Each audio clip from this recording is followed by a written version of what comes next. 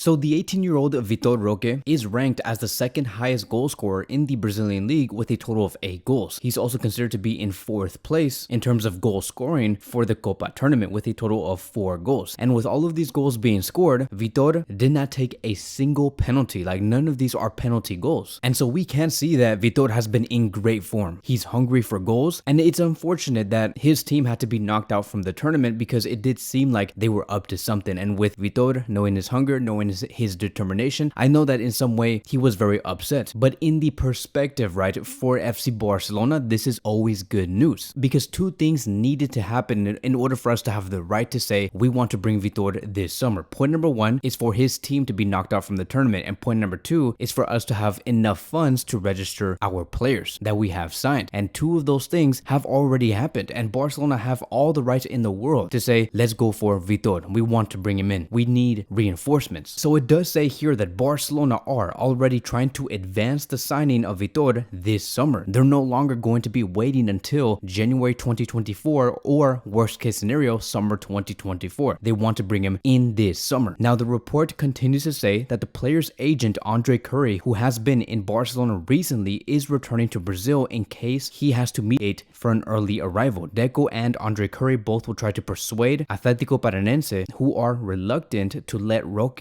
go as the Brazilian market is now closed and they can't bring in a brand new player to replace Vitor. Now look, I know that I might sound a little rude for saying this, but it does not seem like this is going to be Barcelona's problem. This was never Barcelona's problem, nor should we feel sympathetic for this Brazilian club not being able to replace Vitor in case he does leave, because even though we know that he will be a huge loss for that club, they should have prepared for all the possibilities. They should have prepared for the possibility of Vitor leaving in the summer. That would be worst case scenario for them, but best case scenario for us. And the fact that Vitor has already agreed to join Barcelona and he wants to come here, and the fact that Barcelona also locked down all deals with the player, with the club, with La Liga especially, Joan Laporta, Mateo Lemán, and Xavi Hernandez do have the right to call the player regardless of the Brazilian club's situation. And we know that Barcelona do need a number 9. Now Xavi in the short term is adapting his number 9 situation in case the worst case scenario does happen. Like for example, Ferran Torres is our second option in the number 9 position, and to be very honest, it's working. Like, it really is working. In the past 4 games, which were the preseason games, Ferran Torres scored 3 goals and provided 1 assist. He was involved in every game that Barcelona were in, and Ferran Torres does look better at finishing the attacks. He is becoming a player that is really good at arriving inside the box in the correct moments, right? That was always his greatest strength, which is to make those runs in the box and come in the correct time. All of his runs are correctly timed, and that is appreciated for a number 9. Now I think that if Xavi Hernandez comes out with the idea of playing Ferran Torres on the left side again, I just don't think it'll work. He just doesn't seem like that player that's able to begin an attack. He's someone more of a player that can end an attack and finish it and score the goals. And surprisingly, whatever Ferran has been doing, this is his correct role. He is a true number 9. But at the end of the day, Barcelona still need a killer inside and outside the box, and Vitor is able to dribble past multiple players. He has that advantage over Ferran when it comes to 1v1s, and that is why Xavi Hernandez wants the player as soon as possible. Lewandowski is not a player that can do 1v1s. Ferran Torres is not a player that can do 1v1s, but Vitor is that type of profile. So since we are talking about Ferran, just for now, I think that Ferran in the pecking order, he is 3rd option on the left wing, 3rd option in the striker position because of Lewandowski and potentially Vitor Roque, and then on the right side, he is again the 3rd option. I think that Rafinha and Lamine Yamal are over Ferran Torres just for now. And as for Vitor, I expect this move to happen within these next 2 weeks. So now let's move on towards the conversation of Neymar. And what is the latest regarding Neymar? Because we know that ever since that talk that Xavi had with the media, it was quite clear that he is open to the possibility of Neymar coming in, because he knows that maybe the people within the board want him to come in and Xavi can't really do anything about it. So all possibilities is open. There is a possibility of seeing Ansu leave and introducing Neymar back into this club. And so it does say here that Neymar's camp is now exploring all options for his exit from PSG. Reaching an agreement on contract termination is an option that cannot be ruled out. Barcelona already know all the salary conditions of the Brazilian. There was an important conversation between Neymar and someone important at Barcelona. This is according to Shea Lugazi. So things are moving very quick. We also do have another report coming from Fabrice Hawkins, who has reported that Neymar and Verratti did not train with the PSG group today. Both of them did some specific work indoors, as they have been informed by the club that they are out of their plans. He continues to say that Luis Enrique does not count on Neymar. The Brazilian did not take part in the media day also, and that was supposed to be the day where Neymar was supposed to be taking pictures with the brand brand new jerseys. And so you can see that, again, PSG really do not want to work with Neymar. Neymar also wants out, and Neymar does see Barcelona as an option. And so to be very honest,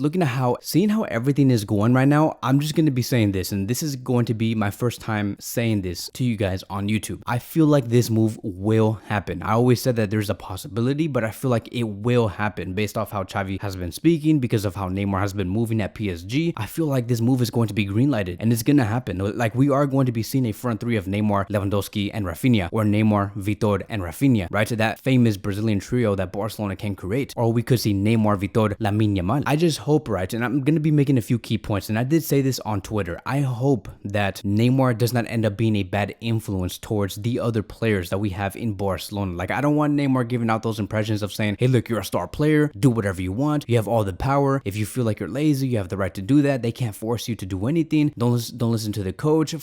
Enjoy football first. Like, I don't want Neymar to do that to our youngsters here, because if Neymar was correct, Neymar would have won 3 to 4 Champions Leagues, and he probably would have won a Ballon d'Or by then, because that was the original plan. He wanted to leave Barcelona, go to PSG, work on his own terms, and in hopes to win the Ballon d'Or one day. But it hasn't been working out, and so I hope that Neymar doesn't bring that type of idea and impressions to our youngsters. Our youngsters need to be fully protected and fully humbled, and know that they have to work for multiple years to achieve success. Messi did the same thing. Messi was always humble in his first 8 to 10 years. He worked hard, and eventually he got to a point where he won it all, and he won the World Cup at the age of 34, 35 years old. Success takes a long time, and you cannot demand so much in the very beginning of your career. Now, I don't want these players to feel that way if Neymar were to come in. So please, Neymar, do everybody a favor and be a good role model towards our youngsters. Another thing that I've said on Twitter, and you guys can see the screenshot here, but I said this: if Neymar comes to Barcelona and we see Neymar fail, don't blame Xavi, blame the board. I never want to see anyone say Xavi out only because we couldn't win with Neymar or couldn't get the best from Neymar. Xavi right now is saying that he does not want him, and so I still stand by that. If this whole operation fails and Neymar comes and for whatever reason Neymar under-delivers, he gets injured and nothing is going well, and we end up in second place in La Liga and we only win the Copa del Rey, for example, do not blame Xavi. Don't say Xavi out, and don't blame Xavi